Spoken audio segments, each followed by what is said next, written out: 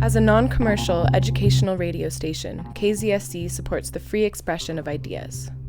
Please be aware that the opinions expressed are those of the speakers or artists only, and do not necessarily reflect the views of the UC Regents, KZSC staff, management, or underwriters. We welcome your feedback on our programming. Please direct your comments to the Program Review Committee at 831-459-4726 or by email at prc@kzsc.org.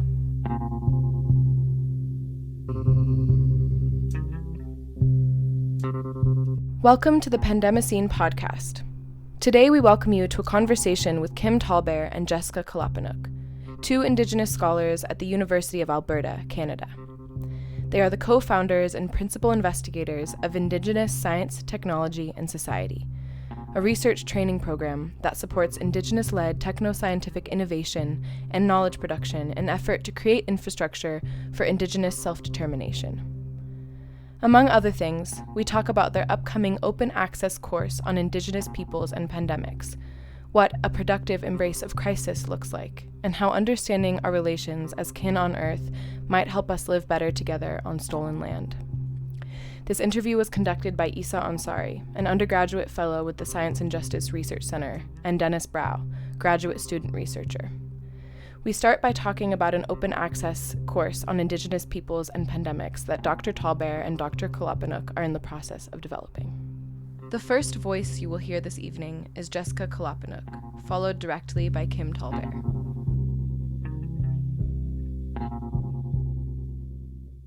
We're in this kind of unique situation, or maybe not so unique situation in Alberta right now, where the pandemic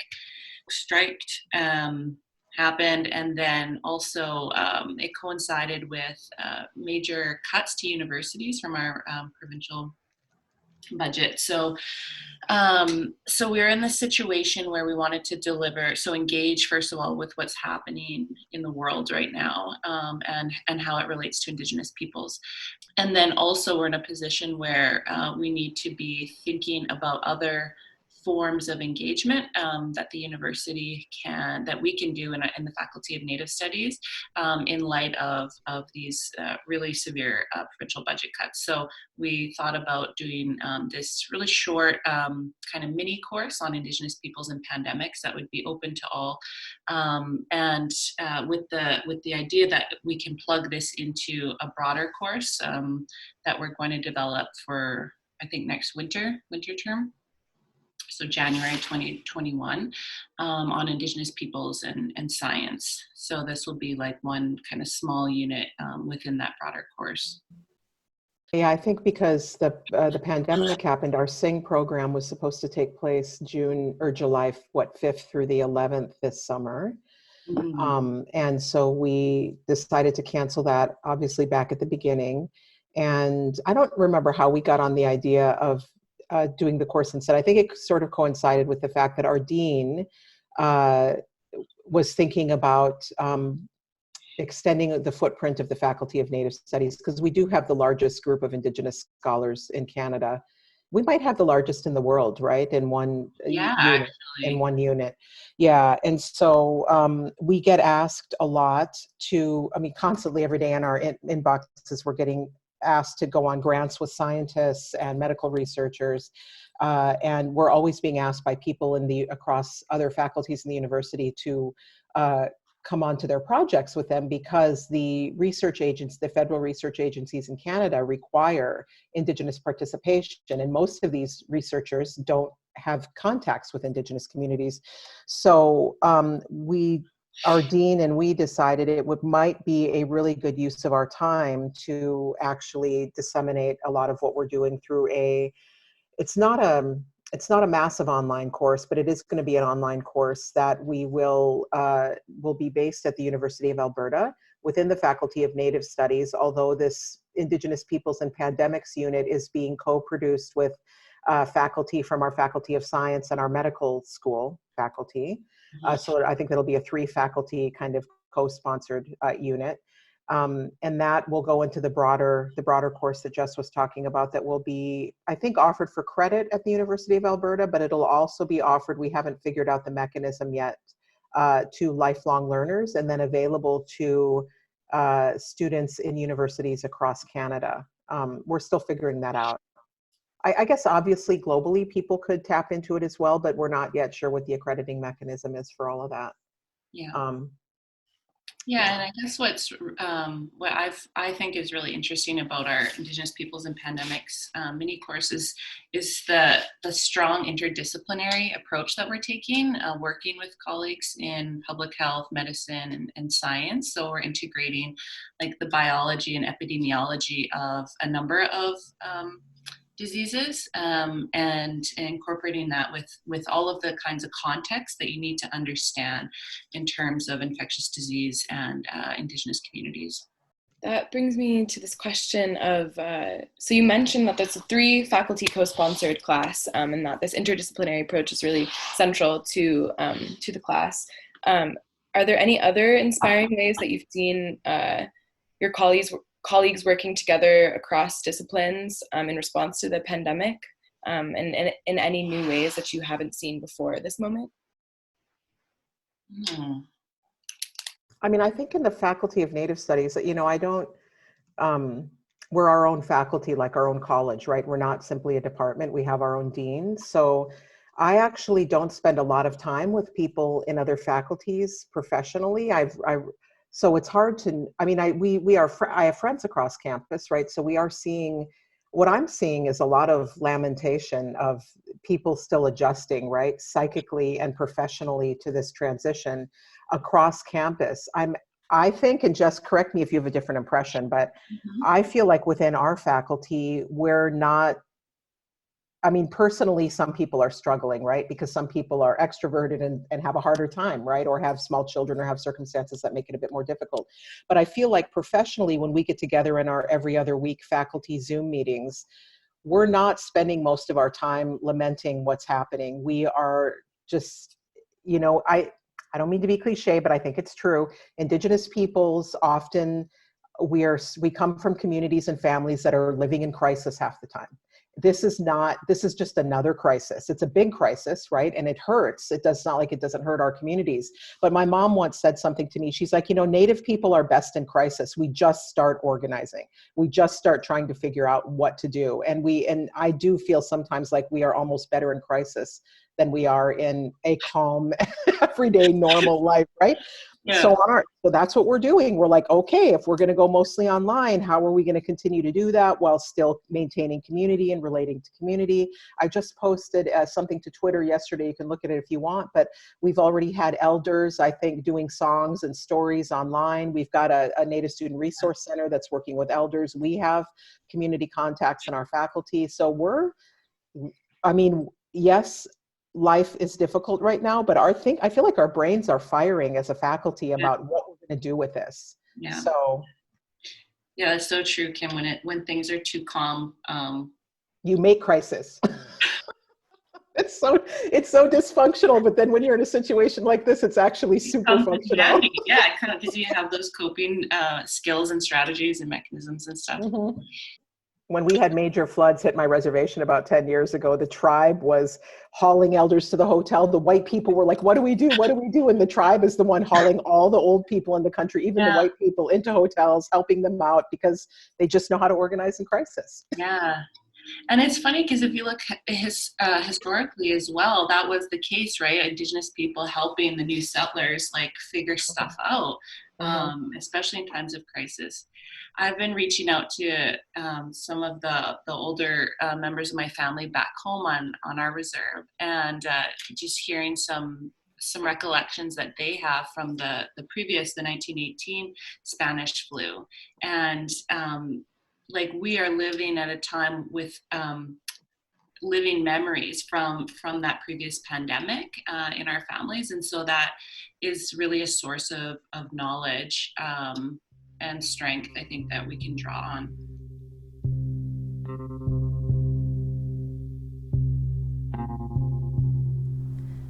As the conversation developed, Dr. TallBear continued to touch on what a productive embrace of crisis might look like, and how Indigenous Science and Technology Studies, also known as Indigenous STS, is equipped to engage with crisis in such a way.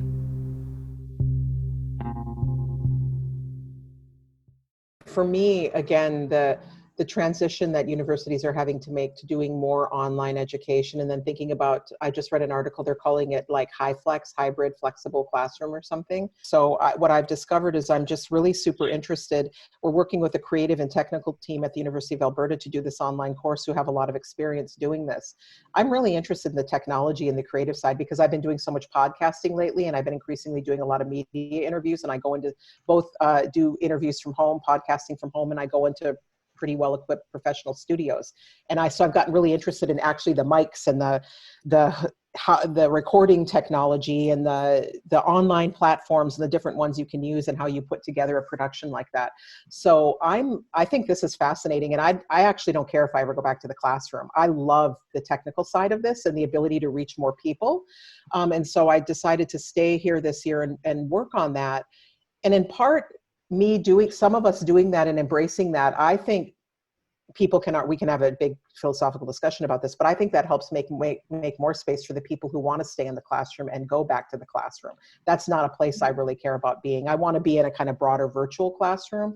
I like being in conversation with a lot of people, and I like talking to students, but I don't actually enjoy at all the production of a traditional classroom method. It's just not, I don't like it. I don't know. I think I like the technology more. I like the interface more. So, and which is good, I think, because we are having to make that transition. So that's kind of what I'm really interested in that. I mean, this pandemic course actually draws on Jessica's research. It doesn't draw on my research at all, right? So it's kind of her intellectual content a lot. And then she's been the main one working with the public health and the med school people. Anyway, but we could actually incorporate that into thinking about Indigenous STS in general. How does our embrace of crisis, our productive embrace of crisis, our community relations, our existing community relations, how does that tie into a different kind of response that we might have? Because that might set Indigenous STS apart, right? I don't know where the rest of the field is. Often I think about traditional STS as social scientists and humanities scholars who study scientists, but we don't just study them, we help train them, because we don't see, and that goes back to fundamentally, we don't see a divide as much between the knowing inquirer and the subject of research. We are all in a group, me and the scientists I interview, or the scientists that we help train. We are all in a group co-thinkers. And so in our SING summer program, we have science faculty, we have Native Studies faculty, we have undergraduate and graduate aspiring Indigenous scientists, we have community people, sometimes who tend to be older, who are in regulatory positions in the community or positions of cultural and knowledge authority. We're all sitting in a classroom together, understanding that the project is to produce Indigenous genome scientists, but it's so much more than that. It's to produce that in the service of Indigenous communities having governance and cultural authority over the kind of research that happens in their communities. And so this is a collaborative co-thinking project, right? And so yes, Jess and I also do our own social science research that looks a little bit more like traditional STS, but it's really coming out of this place where we're sitting in community as co-thinkers between scientists, social scientists, community people, even children will come in. Sometimes people will bring their kids. So I don't know if that.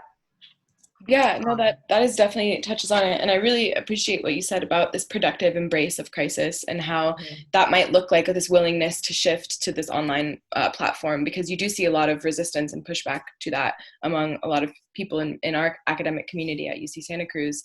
I think people think it's an all or nothing though. Yeah. And that's not how you respond to crisis, right? It is not an all or nothing. I don't understand, but I think that point of view comes out of the settler culture is deeply evangelical. If they're not evangelizing Christianity, they're evangelizing science and reason, or they're evangelizing capitalism.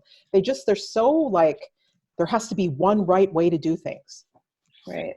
And like you said, having people who are willing to make that transition over to an online format and embrace that also allows for there to be more space for people who are more interested in that classroom I hope, right? You've got to push back against the neoliberal administrators that want to, that's Right. a whole other that's a whole, and I get the worry about that. People are like, well, if we do this, then they're going to want to do everything that way. Right.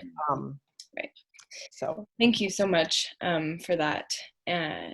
I want to address an article that you wrote, Dr. TallBear, last spring. It was published last spring, Caretaking Relations, Not American Dreaming.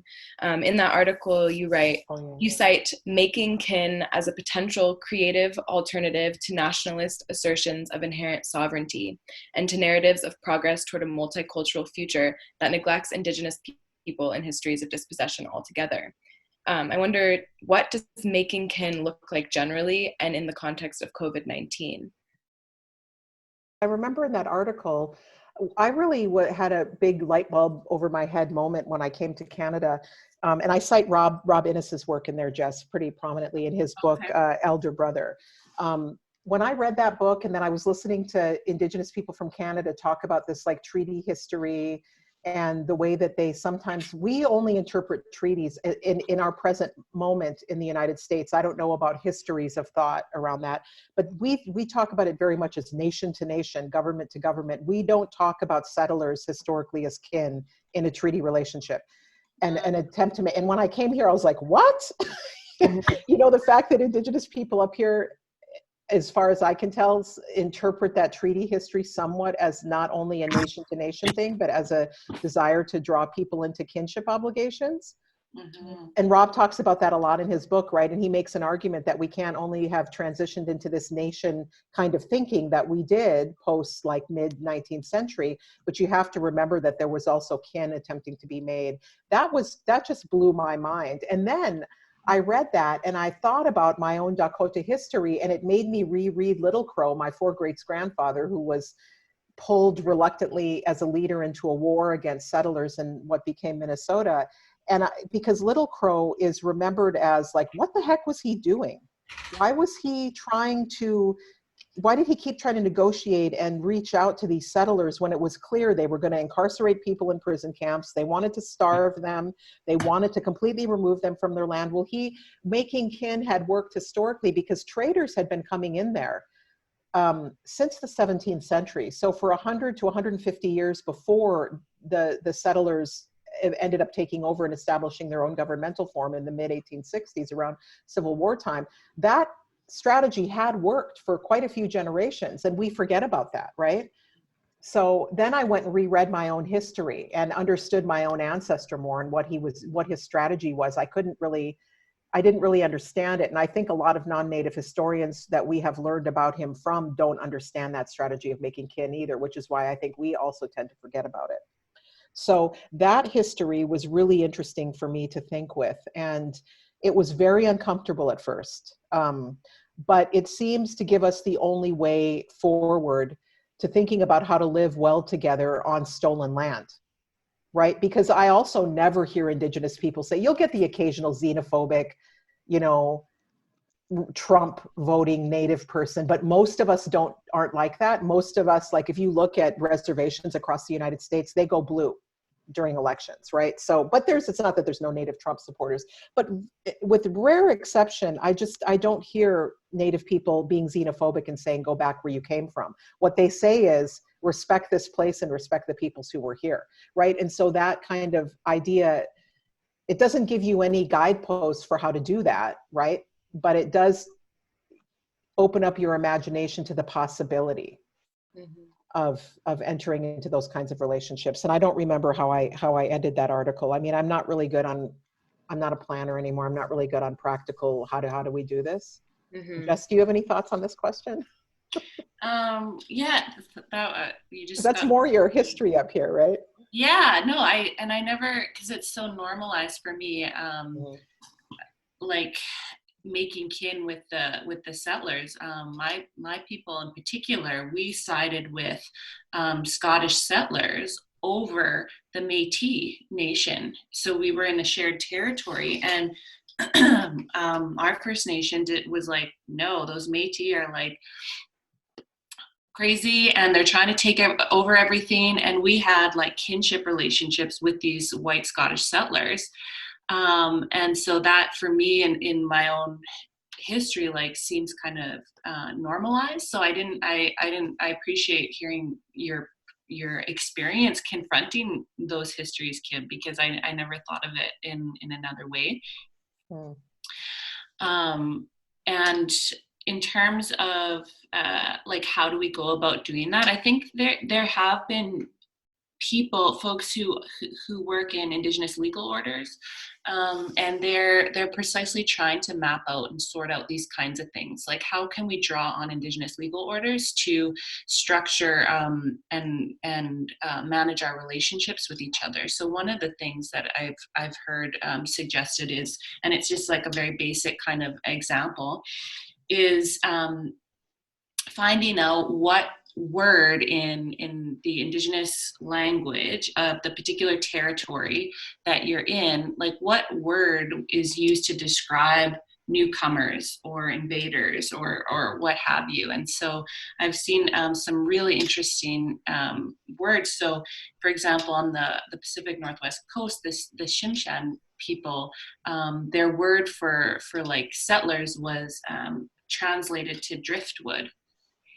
So if you think about being driftwood in this particular territory, it invites you into that landscape and into a set of relationships. Like, what does it mean to be driftwood? What role does that serve in that particular territory? And so it actually brings people into that kinship relation rather than this focus of like native and settler, which creates this this different sort of divide. Well, this goes back to one of the main projects of Indigenous studies, I think, across the world is language revitalization, right? I mean, you can't think outside a settler, evangelical, capitalistic worldview if you must use their language. I think you know when you spoke in multiple languages, right, how a new language opens up a new way of seeing the universe. And so even though I've not been a language revitalization person, I think it's probably the most important project we're doing in Indigenous studies globally. Because of that, it gives you a new way.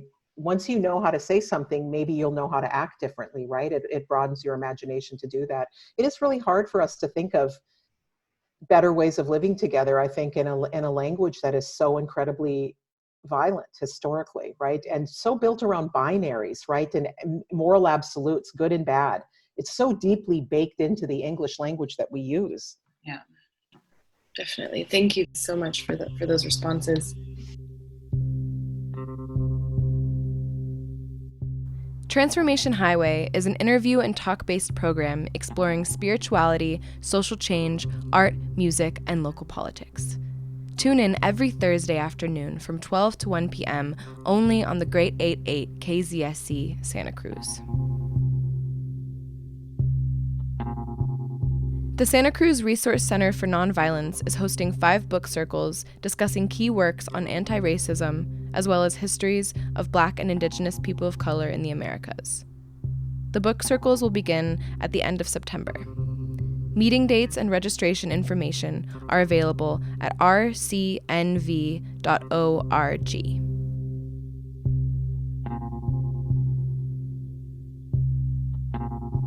So the question was kind of like, how can we draw on Indigenous knowledge or worldviews to inform kind of the science and public health approach to the current pandemic? And so my research, I've done a little bit of research more around tuberculosis because that continues to be an issue for a lot of Indigenous communities and remote Manitoba, Saskatchewan, and then further north as well. And so I was thinking a lot about kind of relations beyond the human. And so thinking about the bacteria themselves, the bacteria as a relation, like as a set of relations. It might be a pathological relation, but it's still, and if you look at humans, the development of humans, like it really has been a relational evolution with bacterium and viruses that often one doesn't exist without the other, right? So thinking about things in terms of relationality rather than kind of this war against the evil bacteria or virus, I think is a little bit different of an approach. We should end our course on that note, actually. there's on living with the virus, right, as a relation, because it isn't going away. Right. I mean, I'm pessimistic we're going to get a vaccine, but I mean, so yeah, I think so. That's just a note. I think we should end on that note in our course.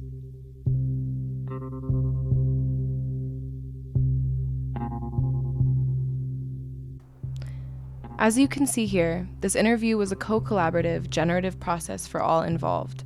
And just as Dr. TallBear saw this as a good note to conclude on, we too want to leave you with this open-ended encouragement to consider deeply the systems of relations that we are all embedded in.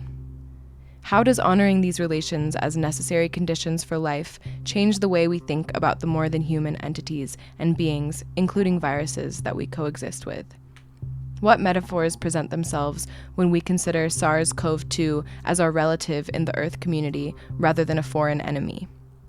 What if we located this enemy elsewhere, in the systems of domination and violence that made a pandemic like this possible?